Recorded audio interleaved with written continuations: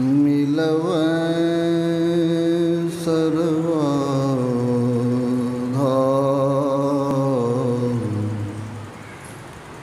मंगलमय मंगलकरण विनवा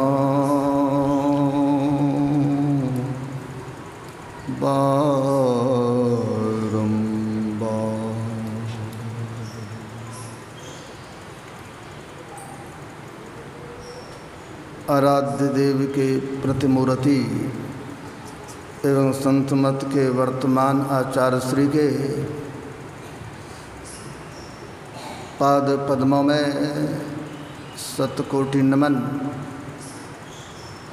मंचस्थ पूज्य गुरुजनों के चरणों में शत शत नमन। आदरणीय धर्म प्रेमी सज्जनों,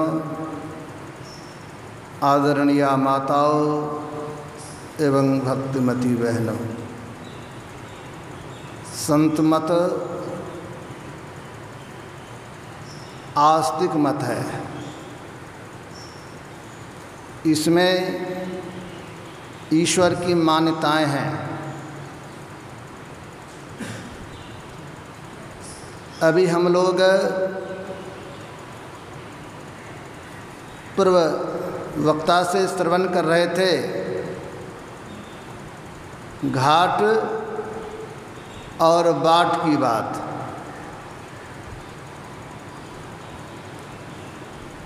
घाट से कहीं बाहर की बात नहीं है, बाहर की घाट की चर्चा नहीं है।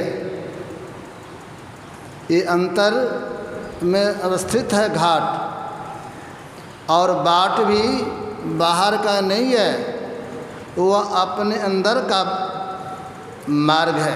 हमारे आराध्य देव कहने कृपा किए, खोजो पंथी पंथ तेरे घट भीतरे। कहते हैं ए पथिक, पथ का खोज करो, वह पथ कहीं बाहर नहीं, वह रास्ता तुम्हारे अंदर है। और बड़ा अच्छा कहा गया,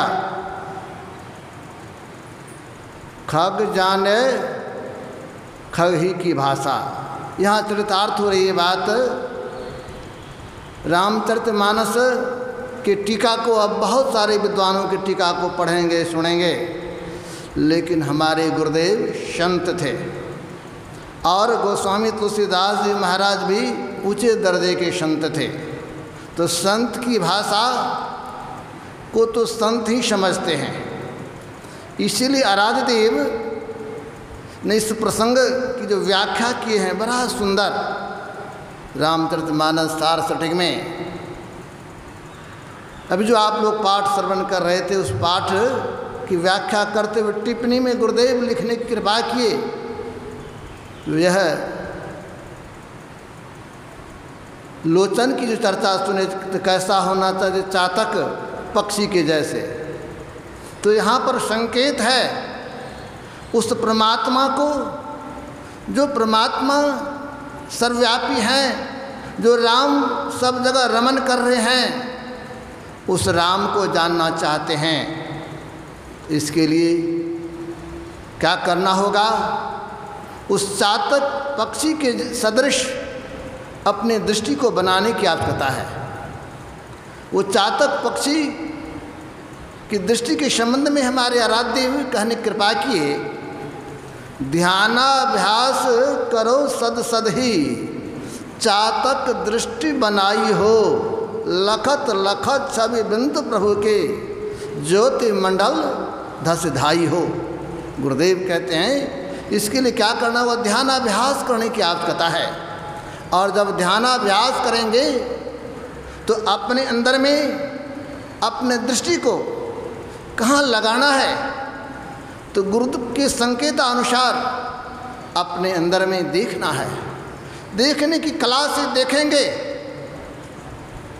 यहाँ भी संकेत है, जिस तरह चातक पक्षी आकाश में एक स्वाति बूंद के लिए टकटकी लगा के देखती रहती है, उसी तरह उस परमात्मा को जानना है, उस परमात्मा को प्राप्त करना है तो अपने अंतराकाश में देखने की कला से जब देखेंगे तो कैसे देखेंगे, तो आया टकवा टाकन, ये टकवा टाकन की बात है। तो दृष्टि को स्थिर करके जब देखेंगे, हमारे गुरुदेव कहने कृपा की जब देखेंगे तो बहुत सारे रूप हैं, बहुत सारे रूप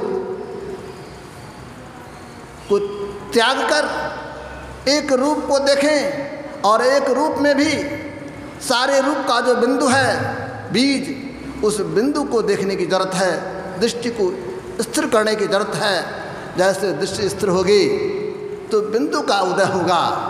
तो संकेत यहाँ पर बिंदु ध्यान से है, और जैसे दृष्टि टिकेगी तो वहीं पर सुषमना घाट की बात जो सुन रहे थे, दृष्टि टिकेगी और वहीं पर शब्द सुनने को मिलेगा, और उस शब्द को सुनेंगे, और उस शब्द को जो सुनेंगे उसमें भी बहुत सारे शब्द हैं, लेकिन बहुत सारे शब्दों में जो सार शब्द है जो सदैव परमात्मा की तरफ से आ रहा है, उस शब्द में अपने श्रुत को लगाएंगे, अपने आप को लगाएंगे, उस शब्द के सहारे सारे आवरणों को पार कर जाएंगे।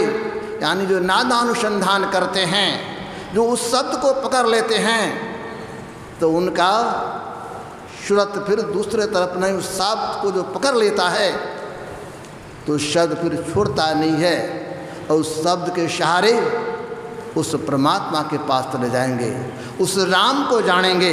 तो वाल्मीकि मुनि ने यही संकेत किया, हे प्रभु आप वैसे साधक के हृदय में रहिए, वैसे भक्त के हृदय में रहिए जो इस तरह का ध्यान करता, जिस तरह संत मत में कहा गया, मानस जप कीजिए, मानस ध्यान कीजिए, दृष्टि योग की साधना कीजिए और नादानुसंधान कीजिए। जो इस तरह साधना करेंगे उनके अंदर में जो परमात्मा, जो राम सब जगह रमन कर रहे हैं, उस राम का साक्षात्कार होगा, और जिनको उस राम का साक्षात्कार हो जाएगा उनका जीवन सफल हो जाएगा, उनका जीवन धन्य धन्य हो जाएगा।